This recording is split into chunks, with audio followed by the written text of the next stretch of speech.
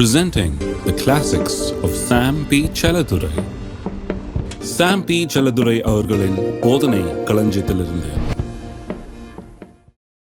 நீதிமொழிகள் 3ஆம் அதிகாரம் 1ஆம் வசனத்திலிருந்து வாசிப்போம். என் மகனே, என் போதகத்தை மறவாதே. பாருங்க, ஞானமும் போதகமும் எப்பவும் அப்படியே இன்டர்சேஞ்சபிள், ஒண்ணுக்கு ஒண்ணு மாத்தி மாத்தி சொல்லுவாங்க. ஞானம்னாலும் ஒண்ணுதான், அந்த போதனை தான் ஞானம்னு சொல்லிக்கிட்டே வருது. அந்த போதனை என்ன? கர்த்தருடைய வார்த்தையின் போதனை. மகனே, போதகத்தை மறவாதே, உன் இருதயம் என் கட்டளையில காக்க கடவது. அவைகள் உனக்கு நீடித்த நாட்களையும், நல்ல கவனிங்க, கர்த்தருடைய வசனத்தின் ஆதாயம் என்னன்னு பாருங்க, அதிலிருந்து வர்ற ப்ராஃபிட் என்ன? அவைகள் உனக்கு நீடித்த நாட்களையும். அது நல்ல ப்ராஃபிட்டா இல்லையாங்க? நல்ல ப்ராஃபிட்டா? அது நல்ல ஆதாயமா? அது உனக்கு நீடித்த நாட்களையும் தீர்க்காயுசையும் சமாதானத்தையும் பெருக பண்ணும். இது ரொம்ப பெரிய ப்ராஃபிட். இது உலகத்தில் எந்த மனுஷனும் இதை தரவே முடியாது. காசு பணம் தந்துடலாம், தங்கமும் வெள்ளியும் பொண்ணும் அடைஞ்சிடலாம், ஆனா இதை அடைய முடியுமா? இது கர்த்தரிடத்திலிருந்து வரக்கூடியது. இதுதான் நித்திய நித்தியமா இருக்க வேண்டியது. நாம பாருங்க, எப்பவுமே இன்றைக்கு இருந்து நாளைக்கு அழிஞ்சு போகிற காரியத்தை தான் ரொம்ப தீவிரமா தேடுறோம். அதுக்குன்னு வாழ்க்கையை செலவழிச்சிடறோம். வெள்ளியும் பொண்ணும் தங்கமும் முத்துக்களும் அதுக்கு இதுக்கு உலக பொருளுக்கும் சரியா போகுது. இதுக்கே அலைஞ்சு அலைஞ்சு அலைஞ்சு நம்முடைய வாழ்க்கையே முடிஞ்சு போது, வயசாயிடுது. இன்னைக்கு இருந்து நாளைக்கு போற காரியங்கள் இது பூலோக வாழ்க்கையோட ஒழிஞ்சு போகுது, அவ்வளவுதான். ஆனால் என்றென்றைக்கும் இருக்கக்கூடிய காரியங்கள், அவைகளை கர்த்தர் தான் தர முடியும். நீடித்த நாட்களையும் தீர்க்காயுசையும் சமாதானத்தையும் பெருக பண்ணும். எது? கர்த்தருடைய வார்த்தையை கைகொள்ளுகிறது, அவருடைய போதனை கேட்பது, அவருடைய கட்டளையை காக்கிறது. 3ஆம் வசனம், கிருபையும் சத்தியம் உன்னை விட்டு விலகாதிருப்பதாக. சத்தியம்னு சொன்ன கர்த்தருடைய வார்த்தை. இங்க மறுபடியும் சத்தியம் உன்னை விட்டு விலகாது இருப்பதாக. விலகாதிருப்பதாக என்ன பண்றது? விலகாம இருக்கிறதுக்கு கர்த்தருடைய வார்த்தை நம்ம விட்டு விலகாம இருக்கிறதுக்கு என்ன பண்ணுகிறது? நீ அவைகளை உன் கழுத்திலே பூண்டு, அவைகளை உன் இருதயமான பலகையிலே எழுதிக்கொள். கழுத்திலே பூண்டு கொள்றதுனா என்ன? கயிறை கட்டி தொலை போட்டு வேதத்தில் கழுத்துல கட்டி தொங்க விட்டுக்கிறதா? கர்த்தருடைய வார்த்தையை உடைய கழுத்திலே பூண்டு, கழுத்துல கயிறு கட்டி செயின் மாதிரி தொங்க விட்டுக்க வேண்டியதா கர்த்தருடைய வார்த்தையை? கழுத்திலே பூண்டு என்று சொன்னால் என்ன அர்த்தம்? எப்படி கழுத்திலே பூண்டு கொள்ளுகிறது? கர்த்தருடைய வார்த்தையை நாம் ஏற்றுக்கொண்டு அதை அங்கீகரித்து நாம் அதற்கு முதலிடம் கொடுக்கிற வேலையில அதை நாம் கழுத்திலே பூண்டு கொள்கிறோம். ஏன் கழுத்துல? கழுத்துல தான் நான் என்ன பண்றோம்? கழுத்துல கயிறு கட்டி வச்சுக்கிறோம். எங்க போகணுமோ அங்க இழுத்துட்டு போறோம், எங்க போக கூடாது அப்ப பிடிச்சி ஒரு இழுக்கிறோம். கர்த்தருடைய வார்த்தை பாருங்க, அதை தியானித்து கொண்டு அதிலேயே இருக்கும் போது, அது கூப்பிடும் போதெல்லாம் போய் அதனுடைய சத்தத்தை கேட்டு அதை அங்கீகரிக்கும் போது என்ன ஆகிறது? கர்த்தருடைய வார்த்தை கழுத்துல இருக்கிற கயிறு மாதிரி ஆயிடுது. இந்த கயிறு என்ன பண்ணுது? நல்ல இடங்களுக்கெல்லாம் நம்ம கொண்டு போகுது. கர்த்தரன் மேய்ப்பராய் இருக்கிறார், நான் தாழ்ச்சி அடையேன், அவர் என்னை புல்லுள்ள இடங்களில் மேய்த்து. அவர் என்ன பண்றார்? நல்லதுக்கெல்லாம் கொண்டு போறார், நல்ல இடத்தெல்லாம் மேய்க்கிறார். கெட்டதை தேடி போகும்போது என்ன பண்றாரு? கழுத்துல கயிறை பிடிச்சி இழுக்கிறார். அப்ப கர்த்தருடைய வார்த்தையை தொடர்ந்து நாம் கேட்டுக்கொண்டிருக்கிற வேளையில ஒவ்வொரு வாரமும் அதை விடாமல் கேட்கும் போது, அதற்கு முக்கியத்துவம் கொடுக்கும் போது, வெள்ளியை காட்டிலும் பொன்னை காட்டிலும் முத்தை காட்டிலும் பெரிதானது என்று எண்ணி அதை போற்றி அதை நம்முடைய வாழ்க்கையில அங்கீகரிக்கிற வேளையிலே என்ன ஆகிறது? கர்த்தருடைய வார்த்தை கொஞ்ச நாள் பிறகு பார்த்தீங்கன்னா கழுத்துல கயிறு மாதிரி ஆயிடும். தப்பு ஏதாவது செய்யலான்னு போகும்போது ஏதோ ஒன்று பிடிச்சி இழுக்கிற மாதிரி இருக்கும். போகாத, வேண்டாம் வேண்டான்னு. என்ன? அது கர்த்தருடைய வார்த்தை உங்களுடைய கழுத்திலே நீங்கள் கயிறு மாதிரி கட்டிக்கிட்டு இருக்கிறீங்க. கர்த்தருடைய வார்த்தையை தியானிப்பதன் மூலமாக, அதை ஏற்றுக்கொள்வதன் மூலமாக, அதற்கு முதலிடம் கொடுப்பதன் மூலமாக அது கழுத்தில் உள்ள கயிறை போல இருக்கிறது. இது கெட்ட கயிறு இல்ல, ஆண்டவர் உங்களை கட்டி வைத்திருக்க வேண்டும் என்று விரும்பவில்லை. இது ஒரு நல்ல கயிறு. உங்களை நீதியின் பாதையிலே நடத்துகிறார், செம்மையான பாதையிலே நடத்துகிறார். தீமையான வழிகளில் நீங்கள் போகும்போது உங்களுக்குள்ளாக இந்த வசனம் கிரியை செய்து ஒரு கயிறை பிடித்து உங்கள் கழுத்தில் இருக்க கயிறை யாரை இழுக்கிற மாதிரி உங்களுக்கு ஒரு உணர்வு இருக்கும். போகாத, வேண்டாம், இதை செய்யாத என்கிற ஒரு உணர்வு உங்களுக்குள்ளாக இருக்கும். அது வேணாமா? வேண்டுமா?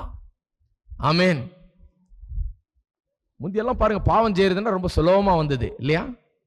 கணக்குக்கு டியூஷன் வச்சாங்க, எல்லாத்துக்கும் டியூஷன் வச்சாங்க. எல்லாம் டியூஷன். அல்ஜிப்ரா வரமாட்டேங்குது, ஜாமெட்ரி வரமாட்டேங்குது, ஒன்றும் வரமாட்டேங்குது. எல்லாத்துக்கும் டியூஷன் வச்சு கற்றுக்கிட்டோம்.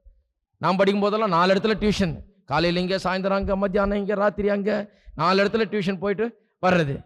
ஆனா பாவத்துக்கு யாரும் டியூஷன் சொல்லி தருவே? யாராவது டியூஷன் எடுத்தீங்களா? பாவம் எப்படிங்க வருது? ஆட்டோமேட்டிக்கா வருது. அது சும்மா தானா வருது. சும்மா எந்திரிச்சா போதும், காலையில கண்ணை முழிச்ச உடனே டக்குன்னு வருது, ரெடி எனி டைம். அதுக்கு ஒன்றும் டியூஷன் தேவையில்ல, ஒன்று 100 மார்க்ஸ் வாங்கிடலாம். அதுல அவ்வளோ ஆயத்தமா வருது. அவ்வளவு சுலபமா வந்த பாவம் கர்த்தருடைய வார்த்தையை கேட்டு நடக்கும்போது நடந்துகிட்டே வரும்போது என்ன ஆகுது? அதுக்கு பிறகு ரொம்ப சுலபமா வரமாட்டேங்குது. ஏன்னா கழுத்துல கயிறு இருப்பது போல இருக்குது கர்த்தருடைய வார்த்தை. தீமையை பார்த்தோன்னு விலகதான் சொல்லுது, கிட்ட போக விருப்பமில்லை. ஏன்? அதில் தியானித்து அதை ஏற்றுக்கொண்டு அதை அங்கீகரித்து அதை பெரிதா எண்ணி கர்த்தருடைய வார்த்தையே கவனமா இருக்கும்போது அது கழுத்துல ஒரு கயிறை போல நமக்கு இருக்கிறது. எல்லாரும் ஒரு ஆமென் சொல்லுங்க. அவைகளை உன் கழுத்திலே பூண்டு அவைகளை உன் இருதயமாகிய பலகையில் எழுதிக்கொள். சரி, கழுத்துல கட்டுறதுன்னா கயிறு கட்டி பைபிளை தொங்க விடுறது இல்லை. அது கர்த்தருடைய வார்த்தையை தியானித்து அதை ஏற்றுக்கொண்டு அங்கீகரிப்பது என்று சொன்னேன். அது செய்யும் போது, தொடர்ந்து செய்யும் போது கழுத்துல கயிறு மாதிரி ஆயிடுது. இருதயத்தில் எழுதுறதுன்னா எப்படி எழுதுறது? இருதயத்தில் எழுதுகிறது என்றால் எப்படி எழுதுகிறது? இப்பெல்லாம் அதை கொஞ்சம் விலைக்கு சொல்ல வேண்டியதா இருக்குது. இல்லைன்னா பச்சை கச்சை குத்திட்டு வந்துடுவாங்க. அந்த மாதிரி காலமா இருக்குது. இப்போ கரெக்டா பிரசங்கம் பண்ண வேண்டியதா இருக்குது. இருதயத்தில் எழுதுவதுன்னா என்ன? இங்கே வச்சு எழுதிட்டு வர்றதா, இல்ல பிரிண்ட் பண்ணிட்டு வர்றதா, இல்ல பச்சை குத்திட்டு வர்றதா? என்னங்க இருதயத்தில் எழுதுகிறதுனா என்ன? நல்லா கவனிங்க. சங்கீதம் 45க்கு திருப்போம். எப்படி இருதயத்தில் எழுத வேண்டும்? கழுத்துல கட்டுறதுனா எப்படி? தியானித்து அதை ஏற்றுக்கொண்டு அதை அங்கீகரித்து அதுல நடக்கும் போது கழுத்துல அது கயிறு மாதிரி வந்துருது. நமக்கே தெரியுது இது தப்பு, இதுல போகக்கூடாதுன்னு கயிறு போட்டு இழுக்கிற மாதிரி இருக்கு. இருதயத்தில் எழுதுவது என்றால் என்ன? சங்கீதம் 45:1 கடைசி பகுதி, என் நாவு விரைவாய் எழுதுகிறவனுடைய எழுத்தாணி. நல்ல கவனிங்க. இருதயத்துல எப்படி எழுதணும்? நாவை கொண்டு எழுதணும். நாவு தான் பேனா மாதிரி. My tongue is the pen of a ready writer என்று ஆங்கிலத்தில் சொல்லப்பட்டிருக்கிறது. விரைவாய் எழுதுற, சொன்னவன டக்குன்னு எழுதுற எழுத்தாணியா இருக்கிறது. பேனா மாதிரி இருக்குது. எது? நாவு. அந்த நாவு எங்க எழுதுது? பேப்பர்ல எழுத முடியாது. நாவை வச்சு இருதயத்தில் எழுதலாம். பேனாவை வச்சு பேப்பர்ல எழுதலாம். நாக்க வச்சு எங்க எழுதலாம்? இருதயத்துக்கு என்று ஆண்டவர் ஒரு ஸ்பெஷல் பேனா கொடுத்திருக்கிறார். இருதயத்தில் எழுதுறதுக்கென்று கர்த்தருடைய வார்த்தையை எடுத்து இருதயத்தில் எழுதி வைப்பதற்கென்று ஆண்டவர் விசேஷித்த பேனா ஒன்று கொடுத்திருக்கிறார். அது என்ன? நம்முடைய நாக்கு. இருதயத்தில் எப்படி எழுத முடியும்? கர்த்தருடைய வசனத்தை அறிக்கை செய்வதன் மூலமாக நாம் இருதயத்தில் அவைகளை எழுத முடியும். கர்த்தருடைய வார்த்தையை நாம் அறிக்கை செய்ய வேண்டும். சங்கீதக்காரன் சங்கீதங்கள் எல்லாம் ஆண்டவரை பற்றி எழுதுகிறார். அதை தான் இங்க சொல்றார். என்னுடைய நாவு விரைவா எழுதுகிற எழுத்தாணியா இருக்கிறது. நான் நம்புறத, நான் விசுவாசிக்கிறத என்னுடைய நாவு பேசுகிறது. அது இருதயத்தில் பதிந்து விடுகிறது. நம்முடைய பாடல்கள் மிகவும் முக்கியம். ஏன் மிகவும் முக்கியம்? அவைகள் கர்த்தருடைய வார்த்தையால் நிறைந்தவை. அவைகளை நாம் பாடும்போது விரைவாய் நம்முடைய இருதயத்தில் நிறைய எழுதப்படுகிறது. கம்ப்யூட்டர் மாதிரி இது. எழுத எழுத எழுத எழுதிக்கிட்டே இருக்கலாம். அது பாட்டுக்கு உள்ள போய் நல்லா ஸ்டோர் ஆயிடுது. அவ்வளவு பாட்டு பாடும்போது அவ்வளவும் நமக்கு உள்ள இன்புட் மாதிரி போயிட்டே இருக்குது. சரக்கு உள்ள போய்கிட்டே இருக்குது. கர்த்தருடைய வார்த்தை உள்ள இறங்கி கொண்டே இருக்கிறது. உள்ள இருதயத்தில் எழுதி கொண்டே இருக்கிறோம். கம்ப்யூட்டர்ல டைப் அடிச்சு விடுற மாதிரி நாவல நாம் பாடுகிற வேளையில, கர்த்தருடைய வார்த்தையை பேசுகிற வேளையில, அவைகளை அறிக்கை செய்கிற வேளையில நாம் என்ன பண்ணுகிறோம்? இருதயத்தில் கர்த்தருடைய வார்த்தையை நாம் என்ன பண்ணுகிறோம்? எழுதுகிறோம். நான் எப்பவுமே பாடுறதுக்கு கொஞ்சமாவது பாட தெரியுதுன்னு கர்த்தரை ஸ்தோத்திரிப்பேன். பாட தெரியலன்னா உண்மையாகவே நான் தப்பி இருக்க முடியாது.